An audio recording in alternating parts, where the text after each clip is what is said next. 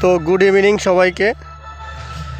তো WP result নিয়ে অনেক সংশয় আছে, কি হবে কি না হবে। অনেক দিন ধরে এমন তালবাহানা চলছে, এই কেস সেই কেস তো অটোমেটিকই লেগেই আছে। আজ হিয়ারিং হয়, কাল হিয়ারিং হয়, একটার পর একটা ডেট তো বাড়তেই আছে। তো তারিখ পে তারিখ ऐसे ही चलता रहेगा। যাই হোক, তো কবে দেবে পিআরবি বোর্ডই জানে। হয়তো পিআরবি বোর্ড চাইছে যে টোটাল যা কেস হয়েছে সেগুলো নিষ্পত্তি করার পরে হয়তো রেজাল্ট পাবলিশ করতে পারে। সেটা হয়তো পুজোর আগেই হয়তো একমাত্র সম্ভব, জানি না সঠিক যে কি হবে। তো এটুকু মেসেজ দেওয়ার জন্য তোমাদের এসছে যে ভাই একটু ঠান্ডা থাকো, একটু কুল থাকো, মাইন্ড রিল্যাক্স রাখো। আরও অনেক এক্সাম আছে, সেগুলোর জন্য প্রিপারেশান না। মানে তোমার গতকাল যে কেসের যে হিয়ারিংটা হয়েছিল, সেই হিয়ারিংয়ে একটা ক্যান ফাইল নিয়ে অনেকেই দেখলাম যে ইউটিউবে বলছে যে এই ক্যান ফাইলের মানে এই, ওই ক্যান ফাইলের মানে এই। যাই হোক, আমি তোমাদের একটা ভিডিও মারফত তোমাদেরকে বুঝিয়ে দিচ্ছি যে অ্যাকচুয়ালি ক্যান ফাইল মানে কী বোঝাতে চাইছে। তো আশা করি সে ভিডিও মারফত তোমরা সম্পূর্ণ তোমাদের ক্লিয়ার হয়ে যাবে কিছুটা। আমার ধারণা মতে হয়তো এটাই হতে পারে। যাই হোক,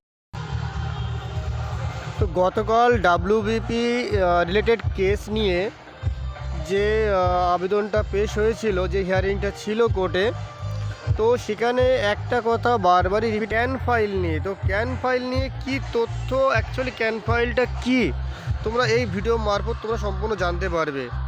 তো ভিডিওটা সম্পূর্ণ তোমার দেখতে থাকো। ক্যান ফাইলটা অ্যাকচুয়ালি কী বলতে চাইছে, ক্যান ফাইল অ্যাকচুয়ালি কোন মানে কোন উদ্দেশ্যে ব্যবহার করা হয়, অর্থাৎ কোথায় ব্যবহার করা হয়, কী কারণে ব্যবহার করা হয়।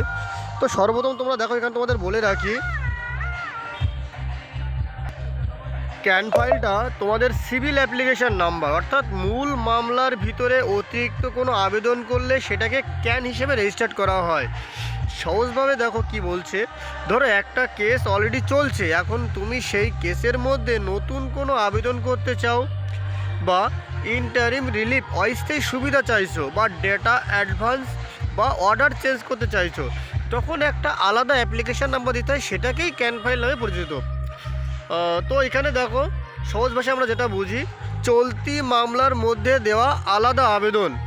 তো আমরা তাহলে এ থেকে এটুকু জানতে পারলাম যে ডাব্লিউবিপি কনস্টেবল 2024-এর যে কেস ফাইল হয়েছিল, তো সেই মামলার হিয়ারিং গতকাল ছিল। তো গতকাল সেই হিয়ারিংয়ে একটা ক্যান ফাইল নাকি ওখানে অ্যাড হয়েছে, যে ওই মামলার উপরে একটা ক্যান ফাইল অ্যাড করা হয়েছে। তো সেটা নতুন কোনো কিছু অ্যাড হতে পারে ওই কেসের মাধ্যমে, এমন নয় যে শুধুমাত্র তোমার ওই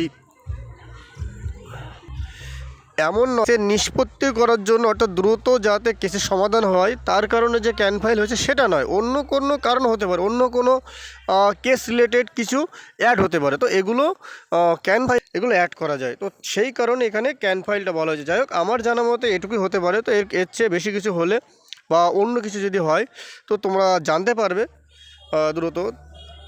আর এছাড়াও তোমাদেরকে বলি, অন্য কারো অন্য মতামত থাকতেই পারে, সেটা অস্বাভাবিক তো কিছুই না। আর রেজাল্ট ব্যাপারে একটাই কথা বলবো, রেজাল্ট হয়তো সময় লাগবে, আমার তো মনে হয় সময় লাগবে একটু। যাই হোক, ভোটের আগে তো সম্ভব হবে বলে কোনো রকম আর আশা দেখছে না। তো যারা কলকাতা পুলিশের ভালো পরীক্ষা দিয়েছিলে তাদেরকে বলবো, ফাও সময় নষ্ট, পাস করেছো নিশ্চয়ই, তারা শারীরিকভাবে যথেষ্ট ফিট আছো, তো তারা মাঠটা রানিং রেখো, প্লাস তোমাদের কলকাতা পুলিশের মেনের জন্য তোমরা একটু প্রিপারেশান নাও, সেটাই আমার মনে হয় বেটার হবে। আর এছাড়াও সামনে তোমাদের অনেক ফর্ম ফিল আপের শুরু হচ্ছে, বিশেষ করে মাদ্রাসা বোর্ডের group C group D form fill up খুব দ্রুত শুরু হবে। এছাড়াও বর্তমানে এখন তোমাদের কি বলবো, সামনে পিএসসির অনেক হয়তো নোটিফিকেশান বার হতে পারে। অ্যাকচুয়ালি এগুলো তো ভোটের আগে তো আর কখনো মানে বার হওয়া সম্ভব না, যা হবে হয়তো ভোটের পরেই হবে, ভোটের রেজাল্টের পরেই হবে।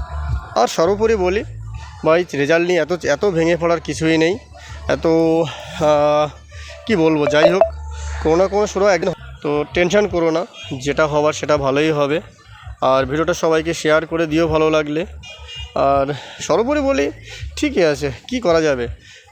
সবাই চাই যে কেসটা হোক না কেন, কোনো রেজাল্টের উপরে যেন পরবর্তীকালে জয়েন বা অন্য কিছুর কারণে যেন সেই রেজাল্টটা না আটকে যাক।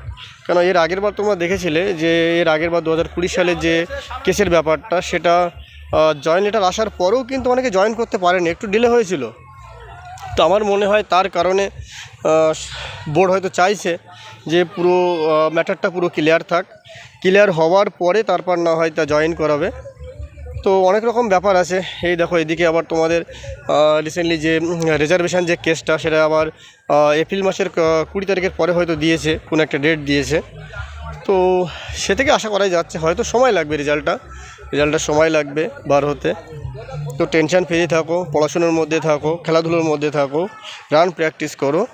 আশা করি তোমাদের সময় ভালো কাটবে। বেকার টেনশন করে লাভ নেই ভাই, যা হওয়ার সেটা হবেই। তো ভিডিওটা সবাই শেয়ার করে দিও। তো ভালো থেকো সবাই, গুড বাই।